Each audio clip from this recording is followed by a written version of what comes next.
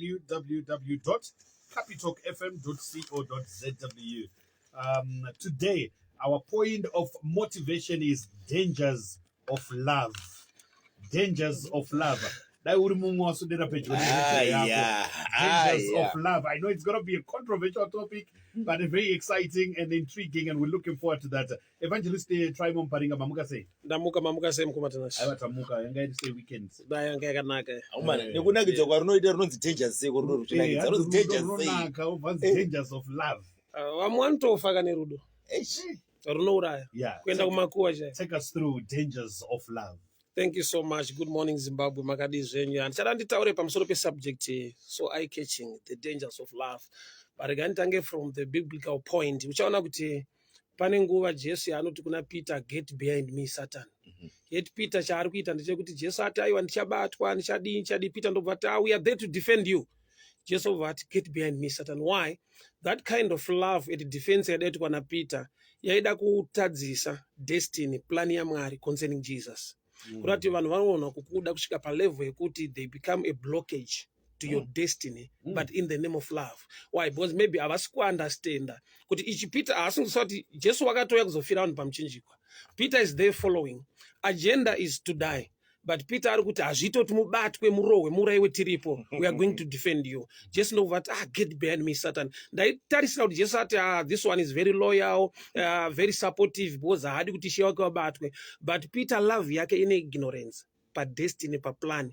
Saka love inotoda kuziva the destiny, the plan, chini chiri kuitirwei, chinoguma kupi, chinoitwa sei. Saka munhu anongopedzisira angoda munhu. Danger yatinayo maybe sometimes traditionally ndeyekuti love dzevanhu dzakabuildwa pamanyepo. Andinonzwa kuti risinganyepi, harirori,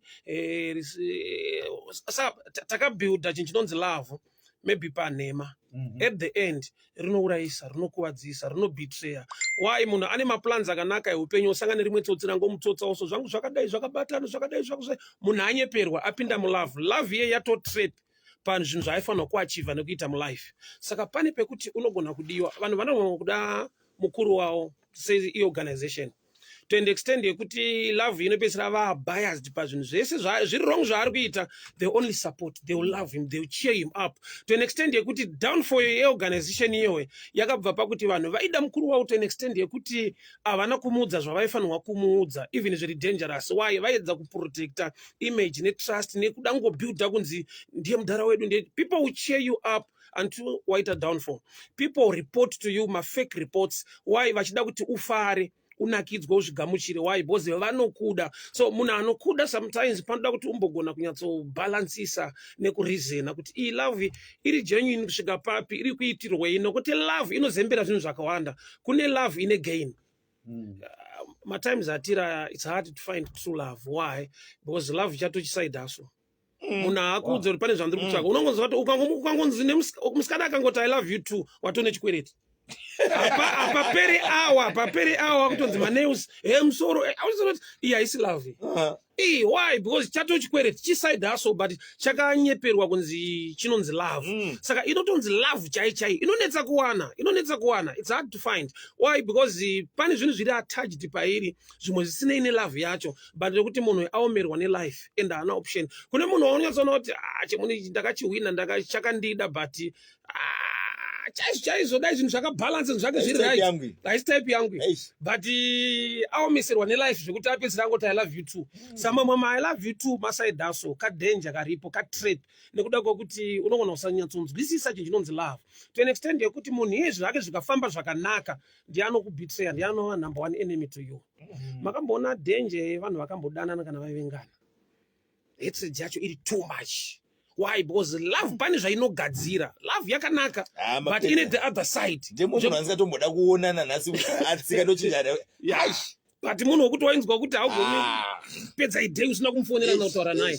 Why? Love ine zvainogadzira. So ine zvainogadzira. So mulife chinhu chinonzi love chiri dangerous. Tese tinotoda kudiwa. Munhu ese anotodawo kuti ndive nemunhu wandinodanana naye, but kusazoziva mwoyo womunhu anokuti anokuda kuti anokuda here kana kuti ane zvaari kuda. Because ane zvaari kuda hatange nekuti ndine zvandiri kuda, anotanga achiti ndinokuda. Uchatozoona kuti kana aachiva zvaari kutsvaga in you, uchaona kuti enemy iri very powerful kana enemy iri very tricky. Enemy inoshandisa love to hate you. Come on.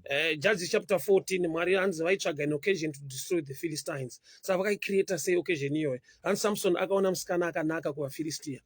Vabereki vakatombedza kumurambidza, don't go there, maFilistia havana kudzingiswa. But Bible ndokubva rati, for his parents did not know that it was of the Lord, seeking an occasion to destroy the Philistines. Saka Mwari vada kudestroya Philistia through love. Samson anoona munhu waanoda oenda ikoko betrayal, orova dzinza rese, ouraya vanhu vakawanda. Kureva kuti love chaiyo inogona kushandiswa kuti pafiwe. Enemy chaiyo yangwarisa haiuye neruvengo. Because pakashandiswa ruvengo unoenda kudefensive, unotoprepare kuti munhu handifarira, handi kundiona, saka I make sure kuti handicross path yake haweak side kwedu. But enemy ikapfeka jacket rakanzi love, unoembrace downfall yako, unogamuchira kubroka. Tine vanhu vakabroka nelove. Iye aitoti ilove, but munhu aida akatoti asatodanana achitumira munhu wake mari ari kunze uko. Handisi kuti vanhu vari kunze vasatumira vanhu vanodana navo mari. But kune munhu araisa life yake, avaka zvinhu zvake, abuilda chimwe chinhu nechinhu chinonzi love, but isi genuine love. Inyaya yekungoti kune munhu anga ari in need of love, ane nzara nerudo, ndokubva asangana nemunhu anoshandisa rudo kuti apedzewo nzara yake. Iwo une nzara yerudo daindadiwa. Pane munhu ane nzara yekubuilda life yake, osangana newe une nzara yerudo, iye ane nzara yekubuilda life, achitsvaga mene iri kutsvaga love. Saka love inogona kubetray vanhu, yesiya vanhu vari patight. Kune munhu ari kutodemba izvo, dai ndisina kudiwa nanhingi, dai ndiri safe. Iwo itoti ndikawana anondidawo life yangu inobuildika, ndakazoona kuti maybe munhu anyatsokuda ndimomsi. Vako iwewe. Amai vako, boza vakatokuda usati waane degree, usati wakubasa, uri grade 1, achikukwesha mangu, achikubaida. Vane imwe love yekuti kana nhasi ukanzwa kuda kuvaitira, unotoziva kuti no strings attached, iyi genuine love. But kune imwe love yekuti munhu akatoona kuti life ndakundikana, but vamwe tsana ndikavati I love you too ndinosimuka. Saka I love you too ka statement keside hustle. You must be mature and clever to see things on the ground, because love pachayo itori death trap. Kune vanhu vakafa vakaurayiwa vakaenda kumakuwa nekuti akadana nemumwe munhu ari kudanana naye haasi kumuda, but ane zvaari kutsvaga, akakundikana kuzviwana, andoziva kuti the last dies to kadhi rekukanda ndihwine chimunhu kueliminata munhu ari close to you, ari easy kukuuraya. Nanokubikira chai ari easy kukuuraya. Uchaona kuti love inogona kushandiswa kueliminata life yemunhu panyika. Saka pese panongonzi I love you, imbotora time kuongorora, imboona zvinhu izvi. Pari kudiwa inini here, pane chiri kudiwa here, bozi vanhu vanoviga maagenda ari hidden, vane zvinhu zvavakavanza chavanongona kushandisa, because hakuna mbavha chaisha inodana nemunhu, tsotsi rinodana nemunhu, mhondi inodana nemunhu. Chinhu chinonzi love chiri powerful, chakadyarwa mumwoyo momunhu wese. Munhu wese anoda munhu wavo, anomuti I love you, I miss you. But kusazoziva manje kuti pari kutaurwa mazwi aya pari genuine here, panobuda chakanaka here. Ukada kuva successful mulife, gona kubalansisa love, especially maybe you're a big guy une an organization, vanhu vako vari pasi pako vanokuda, vanefear newe, vane respect newe, to an extent yekuti rudo rwavo rakabalanswa pakuti kurarama kwavo kuri paorganization yako. Saka at the end of the day, pakaita zvinhu zvausingafanirwe kunzwa kana kuziva, vanozvihaida, yeti unofanirwa kuzviziva for improvement, maybe kuva munhu ari alert muzvimwe zvinhu zvelife, but nokuti vanokuda to an extent yekuti they are now biased towards, to an extent yekuti vanokudza zvaunoda kunzwa kwete zvaunofanirwa kunzwa. Tine vanhu vakasangana nedownfall mukampani shaimo nokuti vashandi vake nokuti vaenjoy nekunakirwa nezvinhu zviri ipapo, vaingoudza bosi zvaanoda kunzwa kwete zvaanofanirwa kunzwa. So instead of improvement, ava ndo vakabenefita organization ikawira pasi. I've seen people vakabuda muorganization yakacollapse, you are successful. So you wonder kuti iwe chikambani chakavhara kaichi, but munhu akabuda imomo anotoke paside. Zvinoita unogona kunzwa nevanhu vanokuda.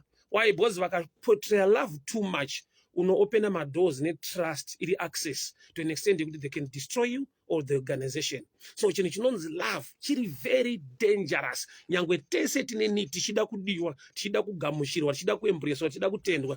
Tinoona even kuchurch, people who love you to an extent yekuti ukasaziva kuti vanhu love yavo haina kumachua, vanokuda zvekuti they compare you with another preacher, they will say negative things against other people kuti vangokupa manyawi ungofara, but at the end of the day they are killing you. pauri suppose kudzidza nokuti ndini ndachibaba. Why? Because people are calling you chibaba. Kuti hakuna wese wakavharisa uko, hakuna anogona sewe kuzodi. So instead yekuimprove unoramba uri palevel iyoyo because watoona sekunge waachievha.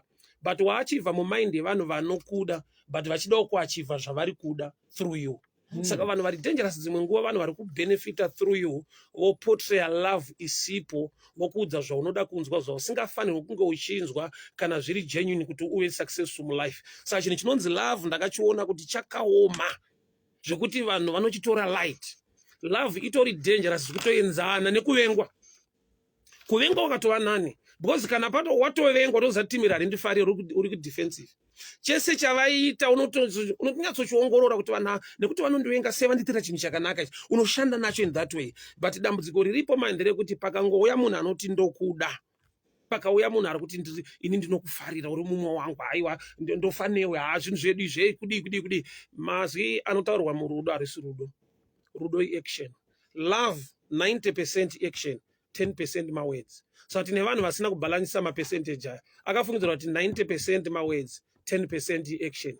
Actually chinonzi love action. Mazwi anotaurwa palove ndekungosigira rudo rwacho ruripo. So tine vanhu vasiri murudo but vanodzwa zverudo. Zvorenyazvo kudiwa kwacho kuri papo munhu anongoti I love you but uchirara nenzara anongoti I love you but hapana ari kumira hapana chaari kuita. Saka mashoko harisi love. Mashoko anotaurwa mulove.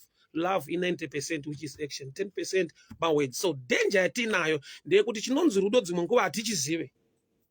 Patinonyepera tinotofunga kuti rudo because tine mazwi atinotrust atakaudzwa kunzi kana munhu achikuda anokuti I love you, kana munhu achikuda anoti I miss you, kana relationship rimwe dhenda munzi usati wambonditi I miss you, that how can I miss you tichiswera tese. Kamiss you akada pane distance. So kune zvinhu zvinochemerwa nevanhu zvavasingagone kuziva kuti zvinotangira papi, zvinouya sei kuti zviimplementwe. So but chinhu chandinoda nditaura sacho nhasi chinhu chinonzi love, the dangers of love. Nekuda kwokuti kune vanhu vakadiwa but vanga vari machiwa vakaona kuti haisi love. Peter pari kuti ishe hamurovererwe pamuchinjikwa hamubatwi tiripo. Jesu anoti get behind me Satan. Ko aita Satani sei? Ari kuda kufighta destiny in the name of love. Kureva kuti tine vanhu vanogona kufighta your destiny, vanhu vanokukuvadza mulife but vakauya vachiti tine rudo, tinokufarira, tinokugamuchira. Iwe nekudawo kudiwa nekuda kufarirwa. Ama chinonzi rudo chakaoma. Vanhu vafa. Vamwe vasvika pakurwara, vamwe vasvika pakuluza property, vamwe vasvika pakukomita suicide. Unzoti aidana nemunhu wake akamaendesa kuchikoro, atangobva kuchikoro ndokubva atanga kudaya akutaura mashoko ekuti wakazo hausi type yangu, munhu tambu pauro. Tsano vafaneya chavauraya hakusi kuti vapandukirwa, chakauraya vakaisa love pavasiri kudiwa pane munhu ari desperate yeschool fees wakamaendesa kuchikoro. So uchaona kuti love hautange nekuita zvinhu, unotanga nekumboverifya iri kubva papi, iri kunanga papi. Is it true kuti munhu anondida kana kuti munhu akaomerwa ane zvaari kuda zvandinogona kuprovide in this moment. Kurati akatozviwana somewhere anogona kutomuvha, akawana kwazviri better, kwazviri kuprovidwa better, anogona kuenda ikoko. Saka nhamo chaiyo ndeyekusaziva chinonzi rudo, nekuti pamwe pacho munhu anogona kukufarira ofungidzira kuti love. I like you na I love you, mazi akatosiyana kuti inyaya dzakasiyana. Saka paunofarirwa ukafunzwa kuti unodiwa uri kuita era. Bo chinonzi kudiwa chinosvika padepth yekuti munhu anogona kusacrifice time yake, mari dzake nezvimwe zvese kubuilda chinhu chako nekumira newe. But paunofarirwa ndezvekuti shamwari ita zvinhu zvako, kana wabudirira cheer you up, tinogona kugamuchira tokufarira. But zvikasafamba mushe kuna vamwe vari kuzviita tinogona kudhila navo ivavo. Saka chinhu chinonzi love isubject yakakura. Isu takakura chingonzonza love inodai, love inodai, kuzoti wakura ndopaunozona kuti koitori dangerous kudaro to an extent yekutoti vanhu vakaluza property in the name of love, nokuti vakapiwa love isiriyo, nokuti vanga vakaudzwa kunzi munhu anokuda, anokutextira, munhu anokuda. Pane pamwe pekuti unodiwa nemunhu asi kutexta kuti I love you but ane zvaari kuita zvinokuprovira kuti iyi ndo love, uku ndokudiwa. So danger atinayo ndeyekuti maybe definition yelove inosiyana nekuti wakaiunzwa kupi, kana kuti wakakura uchiona inonzi love yacho, nekuti zvimwe unokura uchiona. Takakura tichiona love yemadhara edu kudzimba uko. They were not that romantic. Maybe waizoita somewhere but handina kuona mudhara wangu achikisa mai wangu. vaingwezerwa chikafu mudheka upfugamirwa. Chikafu mudheka chababa upfugamirwa. So mugara yatonzwa kuti panapa shumba vari kugamuchirwa pano ndepashumba panapa. But imwe yekuti kudheka kwacho hakuna chagadzikwa kupfugamirwe munhu. Unongodzi padama pano. Miss you baby. Ototi zvaita. Pamwe munhu ichisaida so but izvi because action iri powerful than words. Come on. But pane kumwe kuacta kwekuti unotofungidzira kuti apa pane lava. Kari kakuacta kangoitwa kuti tsano vangobhiliviswa. Ndofunga izwi rekuti kubhiliviswa razara mazuva ano. Kunonzi kubhiliviswa kuriko. Munhu unobhiliviswa unzi uri kudiwa ka. Ukabuda mari, ukapera mari, ukatozokwenyora rimwe timu kuti tsano. Kubhiliviswa hapana chiripo munhu wako watotomhanya naningi. But nyaya inonzi love manje ukasainzwisisa unovharwa. Unovharwa, vanhu vanyura, vanhu vakuvara, vanhu vadhemenjwa nekuti vakaunza vanhu mulife mavo vakauya nefake love nekuti inonzi genuine love haizikanwe. Saka Jesu ari kutipa picture nawo kuti kudiwa kwandakaitwa naPeter chakaita kuti get behind me Satan. Get behind me Satan. Judas paanouya kuna Jesu achida kuratidza vanhu kuti Jesu ndeuyu, Bible rinoti akamutsvoda. Yes. Saka kisi futi inogona kushanda kubetrayal. Yes. Saka kisi futi pamwe pacho haisi love. Yes. Isign. Ine zvainogona kutoreva. Saka ukati akatondikisa anondida. Tsano. Jesu akakiswa achida kutotengeswa. Saka uchaona kuti Judas paari kuya achitokisa Jesu achitoronga zvake. Jesu anoti kudii kuna Judas, my friend, ita zvawainga nekukasika. But Peter paanoti kuna Jesu, ishamuroverwe tiri panonzi get behind me Satan. Mazuva aifanira kuita opposite. Arifanira kuita Satan ndi Judas ari kuya kubetrayal. But uchaona kuti danger iripo manje ndeyekuti Jesu ari kusensa, ari mature, ari kuunderstanda, ane depth knowledge kuti love iri kupoterewa naPeter panapa inonditadzisa kuita zvandakainga. Tine vanhu vatadziswa kuvaka zvavanofanirwa kuvaka nekuti vakadiwa. Zvodai asina munhu wakadana naye dai akatovaka imba. But unotadza kutovaka nekudiwa. Yeti unofanirwa kudiwa nemunhu ane shungu yekuti life yako isumuke. Anokupa idea that is good kuti itaichika life inodai itai. But ukanzwa anoti aiwa ndine friend yangu so vamuti ngati vake ndati aiwa shama mene dzese dzaunonzwa akafana uigwa panza awigwe mumba imba nebasa re tsano ane disaster mumusora. Also anotuma facts tokutsigira nhamo tokunakirwa stere kuti vanozana iya haisi friend uyu anongondikuwadza uyu. Why? Because haadi kuti muite chinhu chinobatika chelife. Anotuma facts to anongokuudza kuti aiwe ndovigwa mumba ere ndovigwa panze. Unozonyara wafa ndonyara sei ndafa. Oza anti mafacts yote unyodzona kuti ukamutedzera munonakirwa mukafira mari. Amuna chamunobuild mu life. But anenge kuti mufesi wangu atowira antodanana. But love yako nyezonde I love yedofu. I build. I love ye betrayal. Aina chaino build. So mu life chini chiri most dangerous, chiri more dangerous. Rudo. Why? Because tangoritora izvo kuti wese anokuda wirirana naye. Wese auya padhuze pako ari kuti I love you anokufarira ndo hama yako iyoyo. Kune vanhu vanouya in the name of love but iri disaster. Kune vanhu vanouya kuti utobroka. Rudo kaita zvekutamba naro unobroka. Rudo kaita zvekutamba naro unotengesa mota ukapinda mukombi. Rudo kaita zvekutamba naro unonoroja kumba kwausingagari. Tinoona ari kubhadhara maflats. Haagare ikoko. Kune mari iri kuenda ikoko. Ipapo chingonzi rudo haagone mumwe vati zvikwanisiro zvacho zvinenge zviripo but kukuvadzwa une zvikwanisiro kukuvadzwa kudzorora kumashure mulife nekuti zvikwanisiro nazvo kudzorora kumashure because there's something better you can do paissue iyoyo. So danger iripo mulife ndeyekuti definition yelove hatina. Paunongonzi I love you unongoti munhu akangoti I love you too matotanga kuita zvinhu zvenyu. Nhamo yatiinayo ndeyekusaziva rudo. Nhamo yatiinayo ndeyebetrayal inowanikwa murudo. Yeti vanhu mukurarama muupenyu hwedu chinhu chatinoda chatakagamuchira chatinofarira hakuna asingade kudiwa. But kudiwa kunogumira papi? Kudiwa kuita sei? Kudanana kuita sei? Kana vanhu vadanana vari kuonerana pamwe, they become a family, they plan good things concerning their destiny and their future. Kune munhu tokadanana naye hapana chefuture chamunotaura. Munenge muchidanana now situation.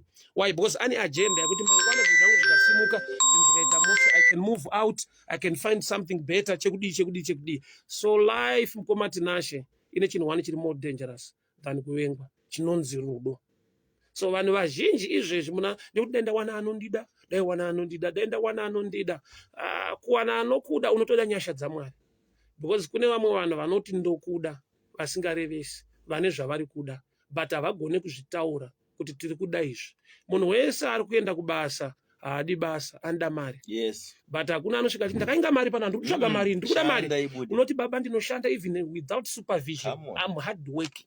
but mwedzi ukapera vakakuzvengesa dheti remari vanonyazonoti tsano ava kava hardworking yakataurwa iyi yanga yakavhara kuseri kwegeshi munhu akainga maruyi saka kune zvinhu zvekuti unohaidha ndo chinhu chauri kuda chaicho ndiri kuda mari panapa but handiuye nditi ndiri kuda mari varume ndinoshanda ndipei mukana muone kambani inosumuka iwe uri woda kusumuka mazheta aripo ekuti understanding ikashayikwa tinozemberana nevanhu vasingatide vakauya kuzotiparadza but pavakauya kuzotiparadza vanotaura mashoko anoparadza word rekuti I love you rakanakira munhu wese rinonakidza rakanaka especially unoti vamana munhu akabatana ubvati I love you too ipapo munokondoenda kunandozi unochinja rwendo tine vanhu vakaenda kwanga vasiri kuenda ndine friend yangu kuti kana achienda kutown akangoona musikana kana paKFC musikana ari kuenda kuGlenview anoenda Glenview haana kuisa fiwo yekuenda Glenview but akangoona munhu akangotyora akati day uri kuenda kuGlenview rwendo rwachinja baba tine vanhu vakachinja rwendo rwoupenyu nelove kwete kungoenda Glenview chete direction yelife yakachinja paakanonzi I love you kwaaifanirwa kuenda destiny nekuachiva hakuna kuzoendwa akaenda kwa I love you ende kwa I love you kwaakaenda nacho mwari weekend wamutakura I love you wamudropa wakuzofona iya block uyazoona imwe love yacho kuuraya munhu unoitira munhu zvinhu zvaari kutsvaga fuel yangu iyai unouraya munhu kati sikutamba sati love inouraya I love you along the way munhu haana kubhadhara lift asvika mutaona kupa namba kuzodai so namba yakudududza uyazati vanhu vari kutsvaga mhosva munyika vari kudududza napo why love haisi kutamba nayo because yafekwa pakawanda vanhu vagamuchira itori fake ndaimbonzwa this joke Facebook munhu ane ma-eyelashes efake ma-nails efake bvudzi refake chaari kutsvaga igenuine love iwe wapoterera zviri fake zvega zvega but agenda yako ruda nyatsokuda rigenuine ufamba nefake kana uchiswera kufake ka unogona kudhumana nefake because yato law of attraction but it's more like a joke anyway but chandinoedza kutaura kuZimbabwe kunyika kuvanhu ndechekuti chinhu chinonzi rudo achidi kungomhanyira ngoti ndadiwa so it's okay munhu anogona kubetreya with the phase of time do you know kuti love ine danger yekuti mukaita zvokungowirirana chete unogona kusaziva kuti munhu yaakude unongochifunga kuti anokuda mukangonetsana mbishana anogona kuudza mashoko aunogona kuzoziva kuti haandide ane zvaaitsvaga ukamunyima mari yaari kuda akati data ukati niwa handina uchanzona kuti love hakuna baba kune data mulove saka panopa kuti love iri expensive in our times mazuva atiri kurarama because kungonzi love chete pane kuparara kunoitika pfuma iripo kwete kuiunganidza kutoparadza shoma yanga yakaunganidzwa saka love inogona kunzwisisika in times of trouble genuine love inogona kumanifesta better in hard times in good times hakuna love situation iripo iri kucreata chinhu chenguye munodanana love iri genuine iri pure inotestika inooneka when things are not okay because anokuda munguva yekutambudzika anoprova kuti ndinokuda kusvika zvinhu zvedu zvanaka anokuda munguva yekuti zvakanaka it's hard to tell why because zvakatonaka ka anoramba sei ande kuVic Falls it's okay babe ande kwakati zvinhu zvakanaka but kwamuti kumusha kwaita nhamo kupi kudotiti it's like kune mosquito it's like also not love chaiyo anoda Vic Falls let's go out kwakati saka true love inogona kunetsa kuziva in good times but in bad and hard so sometimes you can pretend as if things are not okay kana wada kuisecha pamunhu wari kutaura naye ndakatoomerwa shamwari hapana chiri kuita unotoona kuti kana asina plan B anoramba ari kwauri anomira newe kana kuti iye anotombokukweretesawo kwete kuti kana achitoona iwe ari kutoona kuti ndo panoperera nhamo dzake kwete ndo paachashowa rudo achipiwawo rudo anotoona sekunge ipapa ndo pane solution yemaneeds ari muphysical realm because love is from the heart so nhamo yataita ndeyekuti takaudzwa kunzi akawana anokuda so mwanangu ukaona munhu anokuda so wiriranai ukaona munhu anokuda hatina kupiwa time yekuresearch hatina time yekunzi chinhu ichi chakanaka kudaro chane madangers chauraya vanhu munhu paanomitiswa ndo panoti ndisingadiwe ongoti bebi ndazara ndine mufesi wangu anobvisa mufesi anobvisa zvatochinja yakubviswa futi Why? Because love chaiyo love chaiyo kuti achimira newe ada kuriska life yako unogona unofira ikoko pari kusviri unobviswa but iye hazvitarise ende ukanzwa ai ndine mufesa anobvisa dzakambobviswa hari statement remajunior karima amacha ndine mufesa wangu haane mufesa wangu pachitumbiza hospital paanosota zata ndauya kuplaya so love inodaro kuti inogona kuuya kuzokukuvadza iwe uchida kudaro so be alert. May the good Lord bless you. Ndinotenda zvikuru mukoma tinacho. Thank you. We're taking Akatorina mfezo wanoti mbuya ndokusota. Tinongotorina mfezo wanoti mbuya ndokusota. Get busy. Tinongochiga 2 seconds. Aiwa. Kuna